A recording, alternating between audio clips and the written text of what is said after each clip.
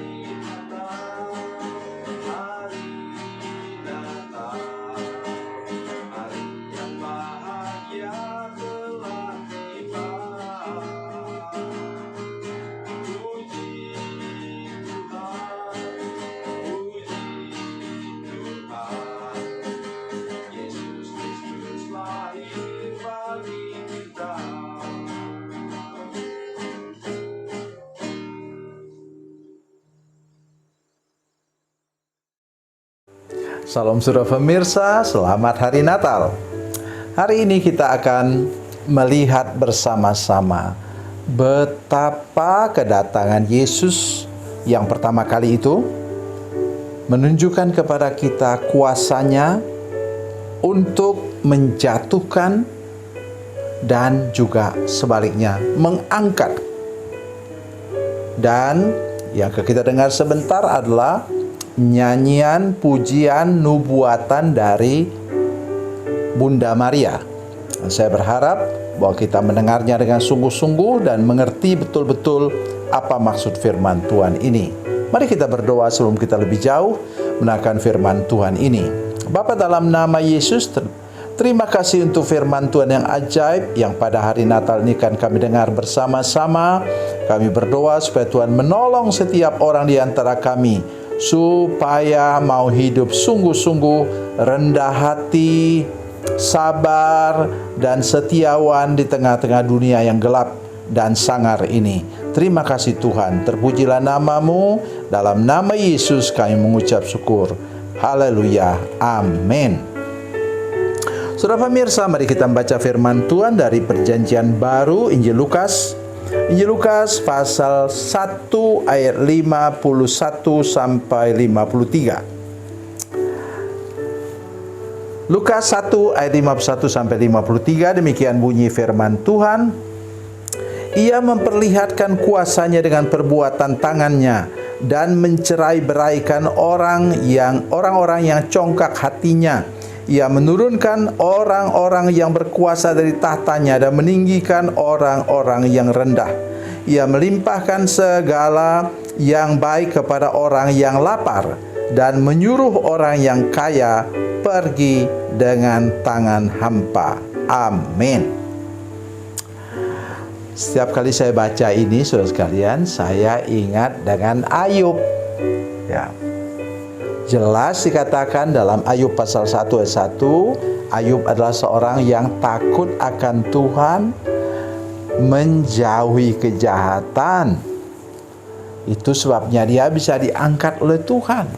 Tetapi iblis tidak senang. Kemudian dia terpuruk habis semua, tinggal sebatang kara, saudara sekalian. Tetapi kemudian dia tetap beriman, tetap rendah hati, tetap takut akan Tuhan, dan akhirnya Tuhan memulihkan hidupnya. Nanti silakan baca dalam Ayub pasal 42. Ya. Di sana dikatakan bahwa dia dipulihkan 2 kali lipat, dan anak-anaknya dia mendapatkan 10 lagi anak-anak, yang dikatakan yang anak perempuan Yemima, Kesia, dan Karen Hapuk itu, saudara, atau dalam bahasa Inggris biasa sebut hanya Karen saja. Itu anak-anak yang tercantik di seluruh daerah itu. Luar biasa, bonus dari Tuhan. Dan dia berumur sampai 250 tahun. Luar biasa. Jadi inilah yang dasar kita untuk melihat firman Tuhan ini.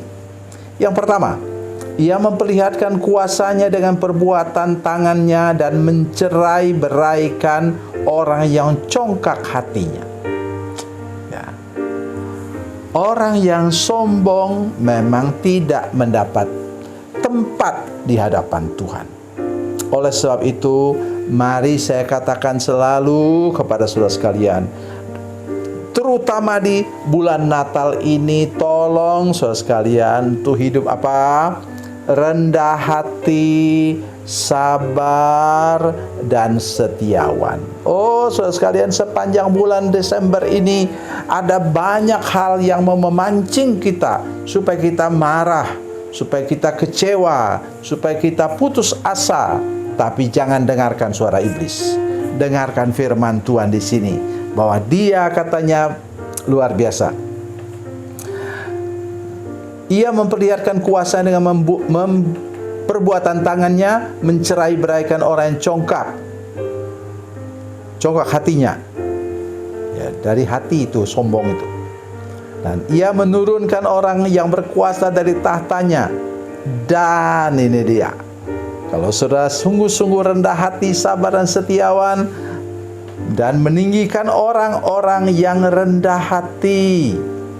Ia melimpahkan segala yang baik kepada orang yang lapar, dan menyuruh orang kaya pergi dengan tangan hampa. Lah, orang kaya kok disuruh pergi dengan tangan hampa? Maksudnya orang itu bisa jadi kaya harta, tapi sesungguhnya tidak punya sesuatu yang bernilai tambah dalam hidupnya. Ya, saya terkejut mendengar seorang cucu dari konglomerat di Indonesia yang kemudian memilih untuk menjadi apa? Menjadi biarawati. Oh, luar biasa sekalian. Saya berharap bahwa dia mengerti firman Tuhan ini, di mana orang kaya tidak ada gunanya kalau dia tidak punya apa? Nilai tambah dari harta kekayaannya itu. Apa nilai tambah dari kekayaan saudara sekalian? Nilai tambahnya di mana kita bersedia berbagi dan memberi, bukan tunggu kaya. Ya, pokoknya sudah berkecukupan, ya sudah, bagilah dengan orang yang kurang mampu. Itu tandanya kata firman Tuhan tadi. Ya, ia melimpahkan segala yang baik kepada orang yang lapar, dan menyuruh orang yang kaya pergi dengan tangan hampa. Jadi saudara sekalian, kedatangan Yesus ke dalam dunia ini untuk membalikkan keadaan. Orang yang rendah hati, saudara sekalian, saya ingin menolong kita sedikit dengan firman Tuhan. Itu ingat betul, boleh catat. Itu Mazmur 112 ayat 1 dan ayat 2. Berbahagialah orang yang takut akan Tuhan. Anak cucunya akan perkasa di bumi. Jadi buah dari kerendahan hati orang tuanya, buah dari kesungguhan hati, takut akan Tuhan, takut berbuat dosa, takut melawan firman Tuhan, itu menyebabkan anak cucunya diberkati oleh Tuhan. Jadi jangan pernah lupa itu. Itulah pesan firman Tuhan di sini. Tuhan Yesus datang untuk menjatuhkan orang yang sombong dan mengangkat orang yang rendah hati. Dan kita melihat bagaimana Tuhan buat itu dalam sejarah umat manusia. Begitu banyak kita mendengar pemimpin-pemimpin hebat dan luar biasa, ya, tetapi menindas rakyatnya, dan akhirnya kemudian dijatuhkan dan Tuhan mengangkat. Masih ingat Nebukadnezar? Sampai menjadi seperti hewan, ya, makan rumput kata firman Tuhan. Tetapi kemudian dia bertobat sungguh-sungguh, kembali kepada Tuhan, rendah hati, Tuhan mengangkatnya kembali. Tuhan Yesus memberkati, Tuhan Yesus baik. Mari kita berdoa. Bapa, dalam nama Yesus, terima kasih Engkau mengangkat orang yang lemah, memberi makan orang yang lapar, dan kami percaya Tuhan akan mewujudkan dalam hidup kami sepanjang bulan Desember ini, bulan Natal ini Tuhan. Terima kasih Bapa di surga, berkati kami dengan firman Tuhan ini, dan tolong supaya semua pemirsa mau hidup rendah hati, sabar, dan setiawan, terutama sepanjang bulan ini. Terima kasih Tuhan, dalam nama Yesus, haleluya, amin.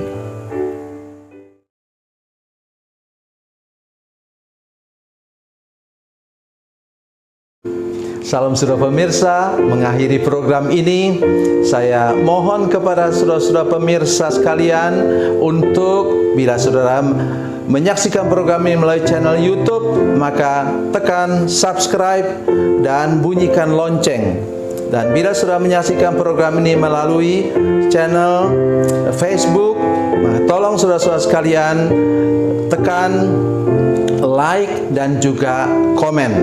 Dan demikian pula bila sudah menyaksikan program Makan Bergizi hari ini yang tertulis, maka tekan yang sama juga, tekan like dan tekan komen.